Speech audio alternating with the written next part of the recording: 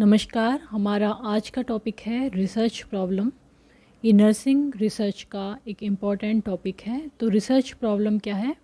Research की problem means research जो है वो कहाँ से शुरू होती है, किस समस्या से शुरू होती है। तो research problem is a question. एक क्या है? ये क्वेश्चन है that researcher wants to answer, जिसका क्या मतलब होता है कि रिसर्चर उसको उसका आंसर ढूंढना चाहता है। और एक problem that a researcher want to solve, या फिर कह सकते हैं कि ये एक प्रॉब्लम है जिसको रिसर्चर सॉल्व करना चाहता है।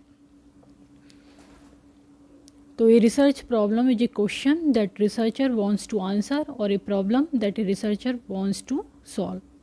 ए research problem is an area of concern where there is a gap in the knowledge. ये कौन सा एरिया ऑफ कंसर्न होता है? जहाँ पर नॉलेज में कुछ गैप होता है। Has needed knowledge base needed for professional practice. तो एक गैप है नॉलेज बेस जिसमें कि प्रोफेशनल प्रैक्टिस में हमें वो गैप, उस गैप के बारे में सोचना होता है उसके कि वो किस तरह से वो गैप पूरा हो। देन आता है आइडेंटिफिकेशन ऑफ रिसर्च प्रॉब्लम। किस तरह से हम आइडेंटिफाई करेंगे रिसर्च प्रॉब्लम को। तो is the first and most important step in the research process. यदि हम पूरे रिसर्च प्रोसेस की बात करें कि हम पहले रिसर्च प्रॉब्लम देखें, फिर उसके क्या हम वेरिएबल्स उसमें देखें, क्या हाइपोथेसिस, तो जो पहला स्टेप होता है, सबसे पहला स्टेप वो क्या होता है? Identification of research problem. Generally, a broad area is selected and then a broad topic is delimited or narrow it down to a specific one sentence statement of the problem. तो सबसे पहले हम क्या करते हैं, जो हम रिसर्च प्रोसेस में प्रॉब्लम हम जब ढूंढते हैं या प्रॉब्लम हम छांटते हैं, चूज़ करते हैं, तो सबसे पहले उसको ब्रॉड एरिया के तौर पे लेते हैं हम। Broad area is selected, then जो ब्रॉड टॉपिक है उसको डिलिमिट करते हैं और नैरो करते हैं, और एक सेंटेंस के स्टेटमेंट में हम क्या बना देते हैं? प्रॉब्लम स्टेटमेंट बना देते हैं। तो इस तरह से हम करते हैं identification of research problem. Then आता है सोर्सेज ऑफ रिसर्च प्रॉब्लम। क्या सोर्स हैं जिससे हमें रिसर्च प्रॉब्लम के बारे में पता लगता है?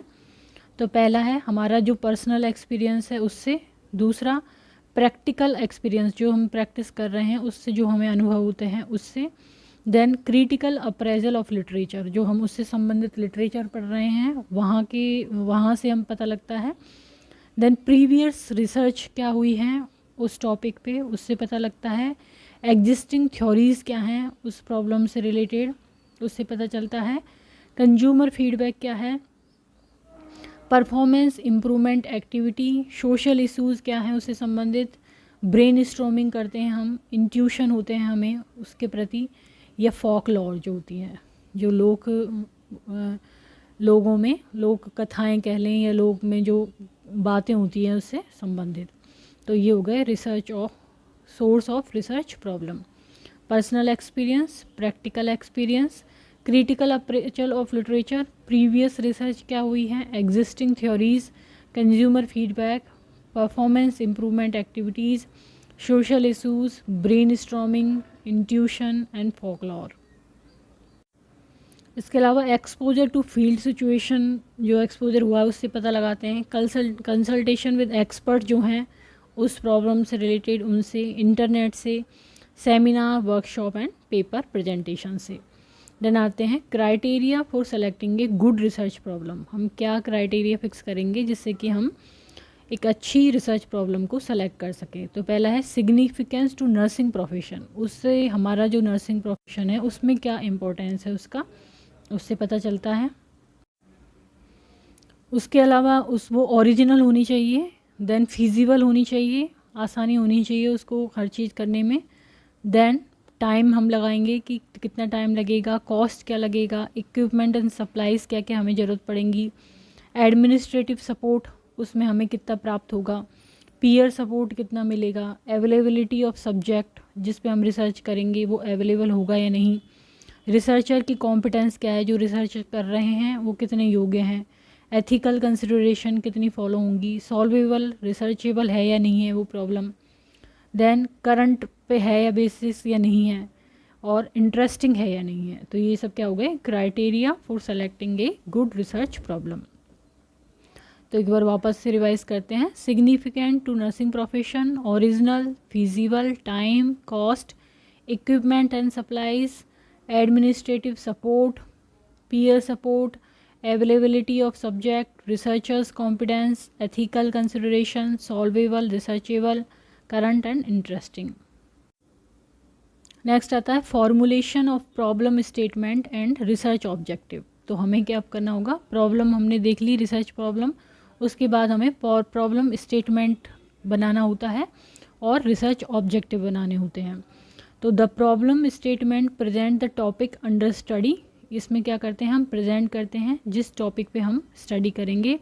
Provide a rational for the choice of topic, कि हमने ये टॉपिक क्यों लिया है, उसके हम उसका कारण देंगे। Represent a synthesis of fact and theory, फिर उसका हम जो फैक्ट हैं उनका सिंथेसिस रिप्रेजेंट करेंगे, थ्योरी का सिंथेसिस प्रेजेंट करेंगे।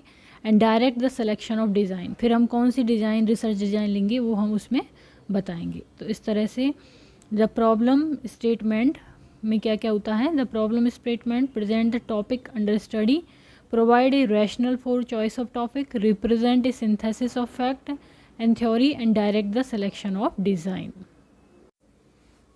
अब इसके स्टेप्स क्या क्या होंगे, पहला होगा selection of research area, reviewing literature and theory, delimiting the research topic को डिलिमिट करना, इवेल्युएटिंग द रिसर्च प्रॉब्लम, फिर उसको इवेल्युएट करना कि जो हमने रिसर्च प्रॉब्लम बनाई है वो सही है नहीं।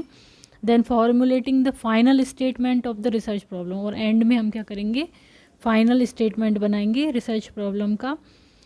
तो इसमें डिक्लेरेटिव फॉर्मेट होगा और इंटरोगेटिव फॉर्मेट, की दो फॉर्मेटिव इसमें हो सकते हैं।